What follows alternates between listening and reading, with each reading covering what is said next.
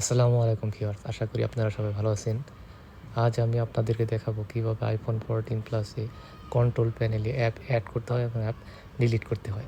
এজন্য আমরা প্রথমে সেটিংস অপশনে প্রবেশ করব। প্রবেশ করার পর নিচের দিকে দেখতে পাচ্ছেন কন্ট্রোল সেন্টার, সেখানে প্রবেশ করব। প্রবেশ করার পর দেখতে পাচ্ছেন আগের মতো পদ্ধতি এখানে নেই।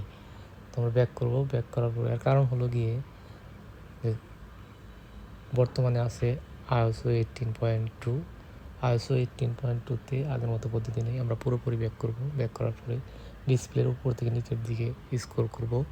করার পরে দেখতে পাচ্ছেন কন্ট্রোল প্যানেল দেখাচ্ছে। এখানে আমরা ডিসপ্লের নিচের দিকে টাচ করে ধরে রাখবো।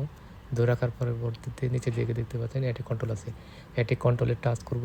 টাচ করার পরে আমরা যে অ্যাপগুলো কন্ট্রোল প্যানেলে যোগ করতে চাই, অ্যাড করতে চাই, সেগুলো আমরা টাচ করব। যেমন কুইক স্ক্যান, টাচ করলাম, যোগ হয়ে গেল। তো ডিলিট করতে চাইলে আমরা জাস্ট মাইনাস আইকনে ক্লিক করব, ডিলিট হয়ে যাবে।